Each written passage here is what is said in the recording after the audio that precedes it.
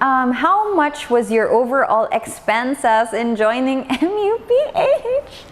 Hi, I'm Ayn Bernos, and today I'm answering your questions.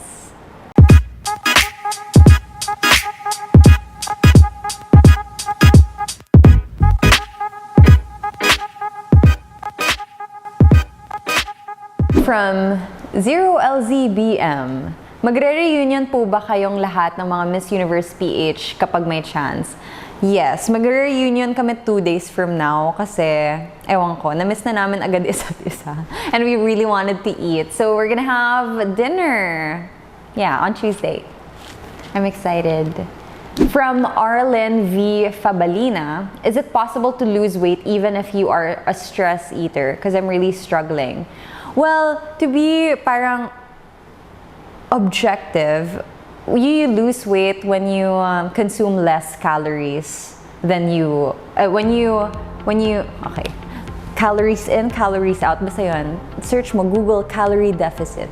But I mean, if you're a stress eater, I feel like it's still possible to do that. But you need to be mindful talaga. That's one of the things that I had to unlearn na kasi parang to me, when I felt bored or I had nothing to do, I would go to my pantry, eat, ganyan. Pero I needed to be mindful about what I took in kasi that's really how I was able to manage. Sabi nga nila, the things you measure, you can manage. So that's what I learned, but for me, it really was a slow process. I did not lose weight overnight or over a couple of months. It took me more than a year to really get to my ideal weight. Pero I guess I just want to put out there na food is not evil and it's not something that you should feel bad about. You need to find what works for you, what works for your timeline, your lifestyle. I did it for myself because it made me happy. So no pressure, just do it for the right reasons if you're gonna diet. From Lilac Lilies, would you rather be kind than be right? I think it's easier said than done, but I'd rather be kind. Pero syempre, it's hard kasi, di ba, sometimes when we are so passionate about arguing or like conversing, we want to be right so bad. But I feel like if we really want to have impact, being kind goes, takes us further. Kasi people listen to us when we actually listen back, when we engage, when we converse. So I would rather be kind. So I hope I can continue to do that. Beige the color. Most memorable experience during the pageant. I would say, ang dami. Pero probably doing my swimsuit competition. Feel ko talaga yun, as in, feeling ko Victoria's Secret angel ako. Because for the top 16, we had like the cape. We had the cape, tapos we had like the accessories. Tapos ang ganda talaga ako dun sa styling nila sa amin. Tapos, for the cape, I was one of the last girls to get it. Kaso, I just noticed na parang there was something with dun sa pagkakabit ng cape ko. That's why towards the end, wala na akong cape kasi natanggal siya. Pero sabi lang sa akin, go lang Ayn, laruin mo lang yan. So ako talaga, nilaro ko talaga siya. And then when I watched the video after, I was so proud of myself kasi feeling ko natupad ko yung VS Angels dreams ko kahit hindi ako ganun katangkad kasi it was just there. And now I have the video to prove it. From Iloilo Transient Rooms, bakit yun yung account na gamit nyo? Iloilo Transient Rooms. How do you deal with bullies po? I don't deal with them. Kasi if somebody is a bully, then it's really not adding anything to our lives. If I can recognize from the get-go na, okay, this is just a bully, gusto niya lang akong pagtripan, either block, either like cut them off, no longer talk to them. It's really just that. Parang, I think over time, I've learned to set boundaries for myself with what treatment I will accept from other people, and yeah, just don't deal with them. From Ashwi66, are you totally happy right now? I think happiness is a choice, and I can say na like 95% of the time I can choose to be happy. So yeah, I'd say I'm totally happy right now. Parang ewan ko, parang it's an exercise with acceptance as well. As in, yeah, I like where I am. From Bree Soriano. What is the greatest turning point in your life that made you who you are today? Take care, Miss Ayin. Thank you, Bree. I would say, siguro because I got engaged when I was, I got engaged when I was 22. And then that didn't work out.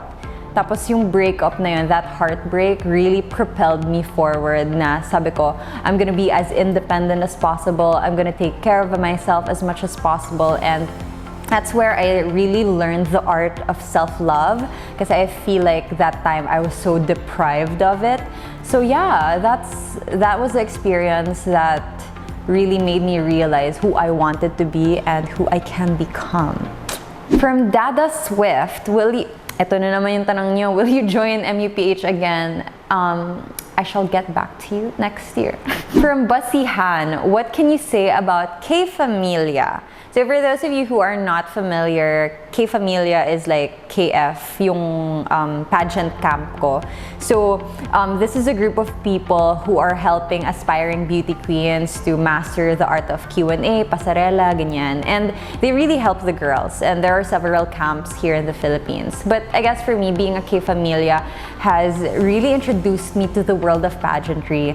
Because for those of you who don't know, independent candidate ako when I entered the top 100. Tas wala talaga akong experience, wala talaga akong anything.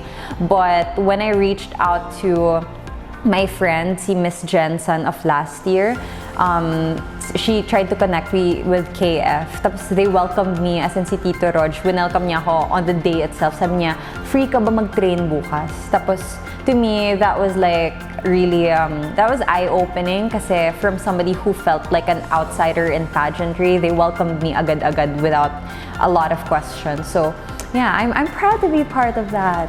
From Micaela Atienza Nario, Ate, if you were given a chance to enter ang buhay pag-aartista, igagrab mo ba? Parang feeling ko, hindi ko alam kung kaya ko yun. Pero I can say may kaibigan akong artista, friends na kami ni Kisses, so okay na ako doon. I can just watch her, tapos masaya na ako doon, support ko na lang siya. From Kitty Chris Meow. Ganda naman ang username mo. Kitty Chris Meow. How to be you po? Char, just keep it up, girl. Girl, I don't know. Ano ka lang, just enjoy your life. And honestly, you don't want to be me. I think you're better off being you. Deborah Micah Perez.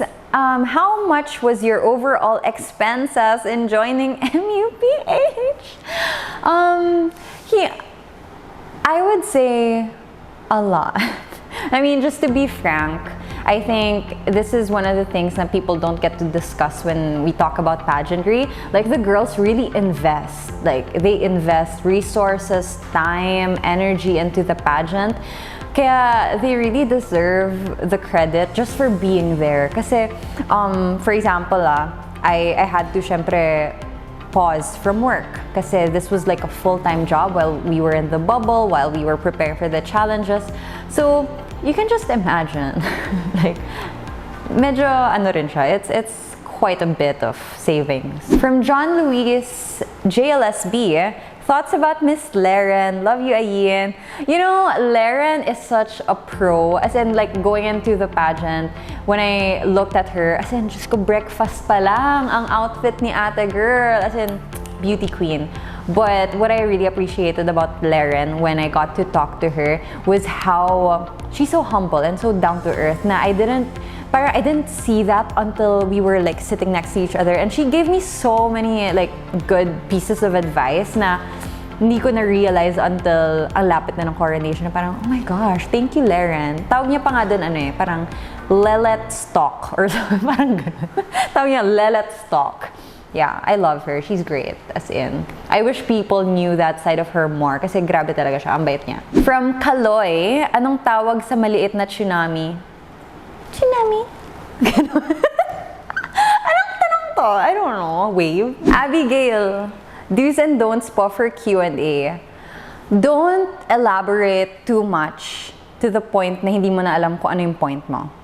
Number 2 would be to not answer the question. I think a lot of the time, nadidistract tayo when we find a word na we wanna hold on to, tapos hindi nakalimutan natin pakinggan yung rest of the question na hindi na natin nasagot. So, I would say those. Oh, that's all the questions we have. Ang dami din pala nun. I hope I answered your question, you guys.